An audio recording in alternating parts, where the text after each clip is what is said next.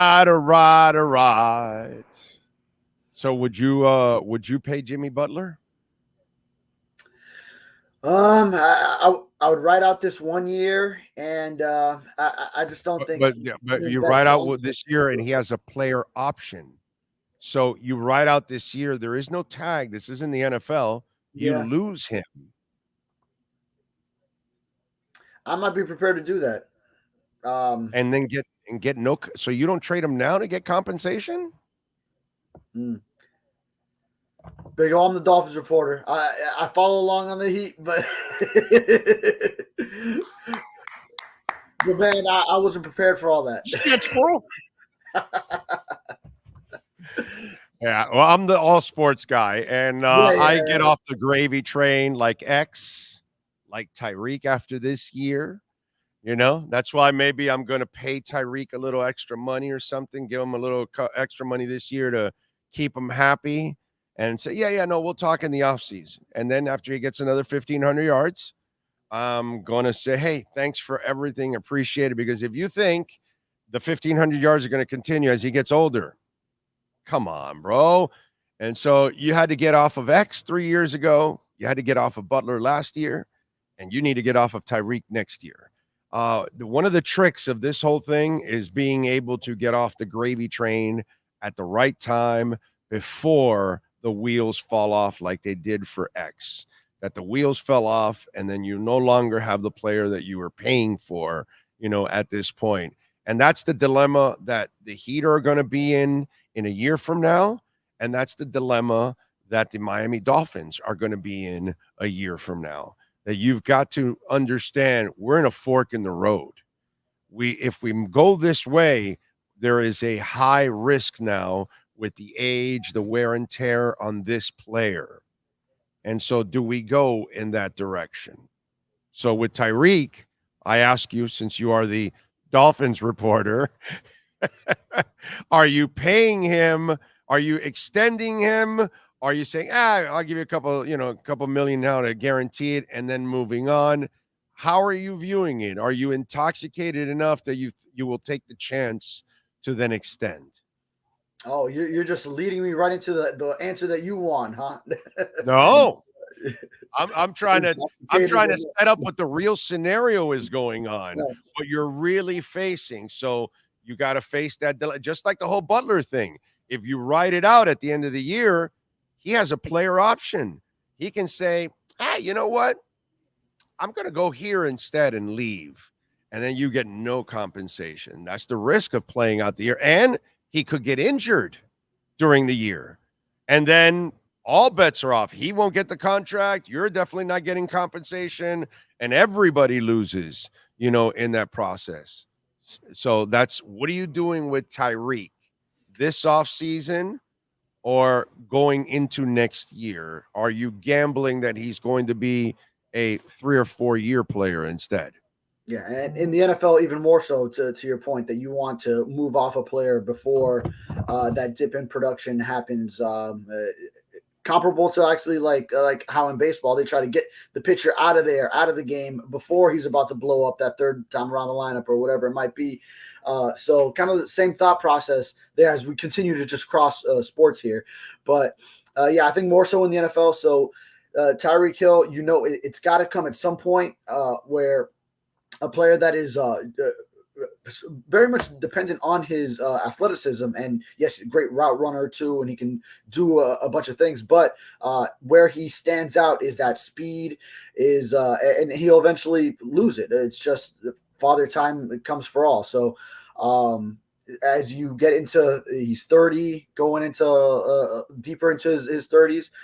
Down the line, then yeah, you understand there's going to be a dip in production, but there won't be a dip in how much he wants to get paid. So it's still going to cost you a premium, but then he won't be producing at some point like the rising Justin Jeffersons and CeeDee Lambs, and then maybe even Jalen Waddle gets to that point, who you've already locked in. So I think there's going to be a transition period probably after this year where there's no guarantees. Maybe there's a way where they work it out where they, if all goes well this season, that they get it to that next year that's on the contract. But at some point it's going to break down where it will be Jalen Waddle as the number one, and you move on from Tyreek Hill, and you either draft that next receiver or find one in a free agency class, or a combination of the two, have someone develop behind them and have a veteran be a number two. So at one point that shift will occur. What do you do? What do you do if you're the general manager? How do you handle it? Yeah, I would play it out this year, and then I need the results from the upcoming season beyond that. But so you're saying you get a great season, you give him an extension. You can't go too long term at his age. Is the one thing. So yeah, but you know how it is, dude. The signing bonus, it's got to be at least a 3-year deal. At least. That's what he's going to want. Signing bonus, you know that. That's what he's going to want. Yeah. He still has a number with the Dolphins. Now there's just no guarantees beyond this year, so you could ride that out. And maybe he's unhappy, and he might. If he's already wanting more money right now, then probably next year he would be unhappy again. So there's a lot to factor in there, but.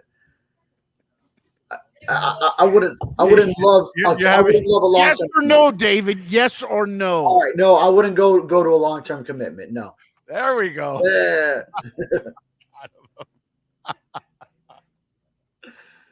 Are you worried you're not going to get a call back from Tyreek's agent or something? Oh, come on, no. Drew is great. Drew Rosenhaus is great with everyone. Blur out your face on this one, David. They won't even know it's you. Right. All right, dog. What's going on with Tua?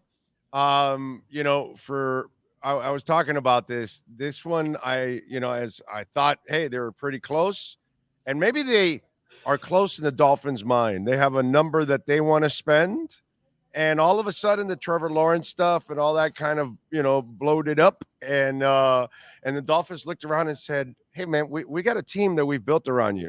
This is what we're doing." And so, go ahead and mull it over if you want. What do you think about this whole stalemate? Yeah, I think so. We last spoke after the Darlington report, and then Adam Schefter's kind of had a segment right after that. So I think between the two, we sort of got a lot of the Tua side on one end and his representation, how they're feeling, and then on the other end, what the Dolphins are feeling. And it was sort of, and we've mentioned this, how once that Trevor Lawrence deal took place, then okay, when Jared Goff was one guy who got his money, then you could say, well, that's how the Detroit Lions operate. We're not going to do that. And then now two teams, although those two teams are the Detroit Lions and Jacksonville Jaguars, then, well, now the teams are stacking up that are operating this way, that are paying these quarterbacks top dollar. So now it just becomes more difficult with every team that is willing to pay their quarterback that much money to then turn around and tell Tua, but again, we are not moving off our number, and this is what we feel the market should be. And then Tua's coming to them and saying the market is a market. I'm looking right at the market, and it's 53 for Jared Goff. And then now, since then, it's 55 for Trevor Lawrence, and I've outperformed Trevor Lawrence. So how come you are just so hard-headed in giving me what I want? What Tua would probably be feeling. So it's something's going to have to give, I think, at this point. And I think now it's just become tougher. They were probably closer, as we've mentioned on this program. But now I think it became more difficult now that you've had those two contracts take place. Is he going to hold out? I don't see him holding out. And maybe early on, there might be that 11-on-11 thing holding in, not participating in 11-on-11 like he did during OTAs and minicamp. But that would be very detrimental if you go deeper into training camp. But I think at the end of the day, I feel like in this next month, we're now all right, a little bit. We're within a month now when training camp starts, when they report. I still believe they'll get it done in these next 4 weeks, we'll call it. So whatever needs to happen for the negotiations to reach a compromise, whether it's the Dolphins budging a little bit, Tua saying, okay, I really like the situation here, and I will understand if I don't get the glitz of the Trevor Lawrence contract, but it's just such a good situation here. Something will happen where the two sides will come together. So I don't think it comes to that. If training camp arrives and the Dolphins and Tua still haven't agreed, I wouldn't see a holdout, but I'd see maybe early on the 11-on-11 hold in. And if it continues to go, I think then Tua will still see the value in performing to his highest ability this season and participating in all team drills eventually. So they'll reach something similar to Christian Wilkins. He wanted to make sure he was in a good position to play to the best of his ability last year. So he stopped with the sitting out team drills, had a good season, and got his contract elsewhere. So, I wouldn't see a holdout. Yeah, I don't think so either. I'm with you there. I don't think there'll be a holdout, but I don't think he'll also dodge the 11-on-11s. I think he has to understand that one way or another, he has to play because in order for him to get that big money, he has to kind of put another year together to kind of really because he's got a whole bunch of people he hasn't convinced. Just because I'm a homer for Tua and I'm a believer in Tua, that doesn't mean there's a whole ton of people out there that don't believe in the kid. So he has a lot of people to convince still. And if he has a difference right now with the issue, he'll have a lot more of a difference if he doesn't have a good season. So I think he's smart enough. He's not going to get hit or anything like that. He's not really at risk that much in camp. So I think eventually he does not hold out at all, actually. But I think he'll show his displeasure, in the process.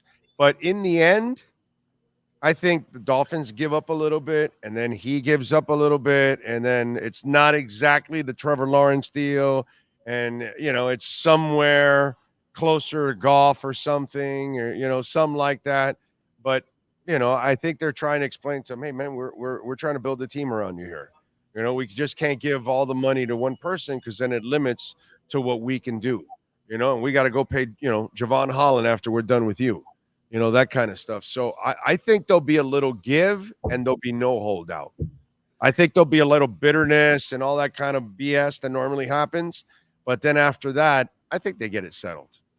That's why I'm saying it would only go at the start of camp, because I think that would create the disturbance. Imagine the first practice we cover, Tua is still not participating in 11-on-11s, and maybe the first 2 or 3, whatever, and then maybe he goes ahead and says, all right, I'm coming back to practice. That first practice that's open to fans that Sunday, something like that, where then you've already created that disturbance for a couple of days, and then you go ahead and say first one that's out there with fans in the stands, and then everyone's there's a lot of excitement in the air. That's when you go ahead and show, all right, I'm rejoining the team in 11-on-11.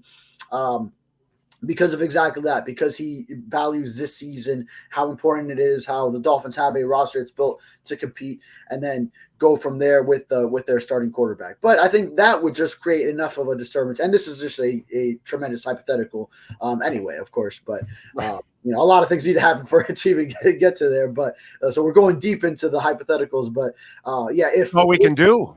Yeah, we can do right now because it's not like we really know exactly everything that's going on, but obviously there's a difference of opinion right now. And so we're just kind of entering the psyche of it all, from the front office side, from the player side. Just like I was just telling the listeners before that on the front office side, they have to feel like, yo, dude, we took you when you were injured.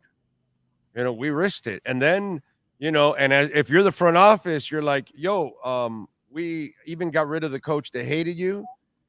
We actually got a coach that knows who you are, and we're building the offense around you. You've been in the MVP race the last 2 years. So, we feel like we're giving you a fair number. And at the same time, we're trying to build the right team around you. We just added Odell Beckham, and we added, Jonnu Smith, and we've added a whole bunch of, other slot players to kind of go with Tyreek and Waddle. And so he has to also understand that they are building everything around him, and they've catered to him, and they believed in him when many did not at that point and were willing to take him at number 5. So if you're the front office, you almost feel like, yo, man, we've sacrificed a lot here. We've done a lot for you. So, you got to work with us here too in the process. Yeah. In alternate universes, the Dolphins could have chosen Justin Herbert and had him be the quarterback. They chose Tua. So that's one instance where they chose Tua. In an alternate universe, they could have had a Brian Flores sticking with the franchise combination with Deshaun Watson. They did not. They chose Tua, got rid of Brian Flores, and brought in Mike McDaniel. So they have and Mike McDaniel has since optimized Tua's play, and then brought in Tyreek Hill, and Mike McDaniel has helped a lot in making this organization a desirable one for outside players, for free agents, and just look at how many veterans want to come here. I know it's been somewhat true in the past, but now I believe it's just reached another level with how many. Well, they're coming now to win instead of just coming for a check now. That's the difference. Yeah, right. Instead of just coming for last check, or like I'm halfway retiring, this is going to be my last stop. It's going to be a sort of a vacation stop on my way out. It's the way like Miami Hurricanes recruits that aren't really considering UM that much. They'll just take a free official visit to check out Miami, but some of them aren't really considering it that much. But here now it's real with the Dolphins and how players want to come here, just not only to be in South Florida, but also to win in South Florida with the Dolphins. Yeah, I'm with you there. By the way, Welt Rheaume 954-966-4646. Folks, we are in storm season, and I know a lot of you went through some storm damage, and some of you might be already dealing with the insurance companies, which are an absolute pain in the ass because they're not really looking out for you. You need to call the Bulldogs that are Welt Rheaume. They are the left and right tackles that you need. 954-966-4646. Homeowner property damage, condo damage, criminal defense, business owner claims, bankruptcy, commercial litigation, personal injury. Call Jeff Welt or Daniel Rheaume. They will take care of you. I promise you. 954-966-4646. All right. So have you heard anything on the Holland front? No, I think Holland is still on the back burner, like he had mentioned. So, yeah, he said if Tua's deal hasn't been done, then my deal damn sure ain't getting done.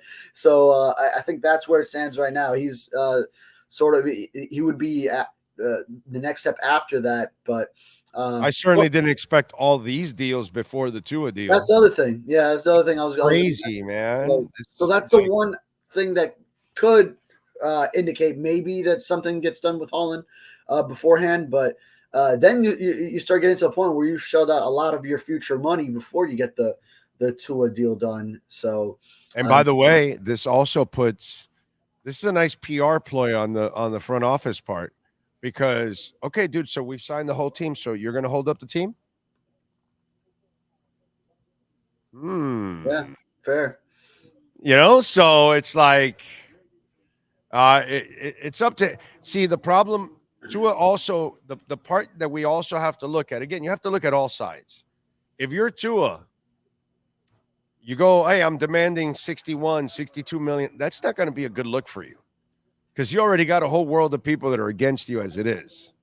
You know what I mean? If you hold out and then the whole team is ready, now you've got the fan base pissed off, because it's like, yo, bro, whatever, 55, 56, 53, 58. It's all, let's go.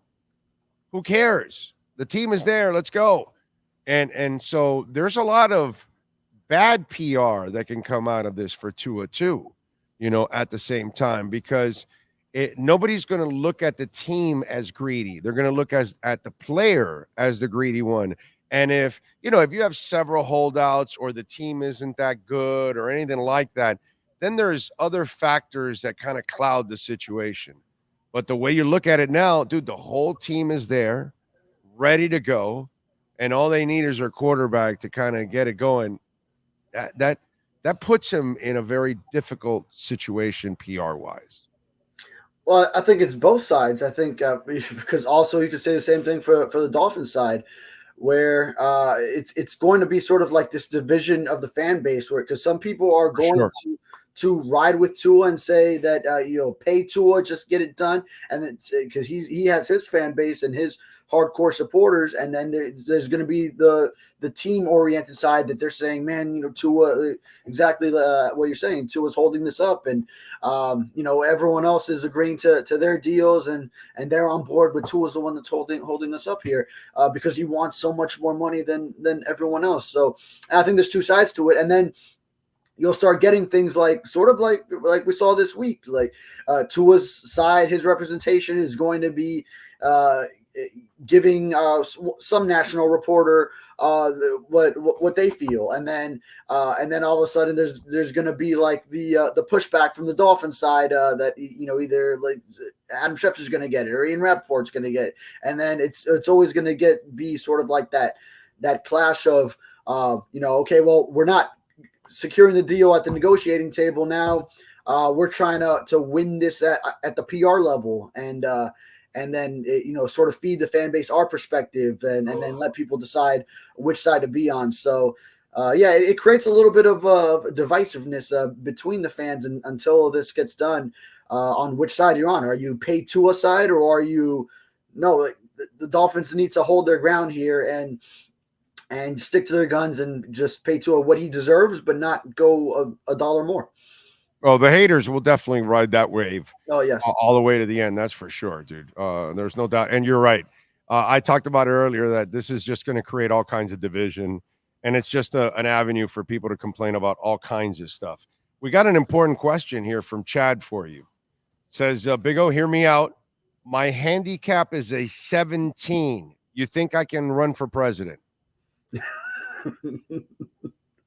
Wild how it came to that. I didn't watch much of the debate, but then you didn't see that part where the two idiots were then arguing. that part is on social media all over the place. So they like two guys that are like completely unathletic. Like, really, guys, don't talk about athleticism. Like, one's a fat slob, and then the other one's too old to barely walk. I mean, give me a break. You can barely stand, and you're going to be swinging a club. Are you kidding me? You swing that thing, that'll throw you off balance, and you're going to fall.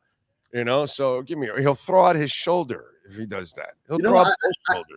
I do want to see the two of them on the golf course. The next debate, don't even do it. Just put them on a golf course, and then we decide the winner of the debate on that. Not the winner of the presidency, of course. You need to have an election, a free and fair election for that. But second debate should be held on a golf course. I think at this point, Biden has canceled that second debate. All right, what do you got going on in the Herald so folks can check you out?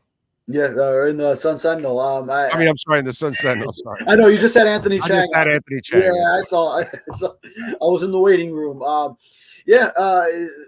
write about the O-line, so I'll delve into a conversation I had with Butch Berry, and got several topics in there. So I may save something for later.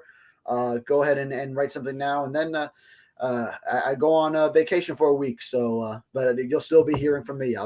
I still make time even on vacation for you, Big O. I appreciate you, my brother. Thank you, sir. Follow him on Twitter at @DavidFaronis_ and catch his exceptional work there at the South Florida Sun Sentinel. David, as always. And by the way, you're blessed. You don't have to cover the parade, right? Yeah, I get out of town Saturday, so I'll see all the viral clips and all the celebrations. No, but you're lucky. You just don't have to cover that. That's a blessing. Trust me. That's good for you, bro. You don't have to cover that craziness and find parking and all that stuff. Oh God, that's good stuff. Enjoy it like I will on television, my brother, and enjoy your vacay. Yeah, thank you. You got it, my brother. There you go. Welt Rheaume. Make sure you give them a ring. 954-966-4646. Even if you don't need them now, just save the number on your cell phone, because God forbid you have some water damage, hurricane damage, something, storm damage. 954-966-4646.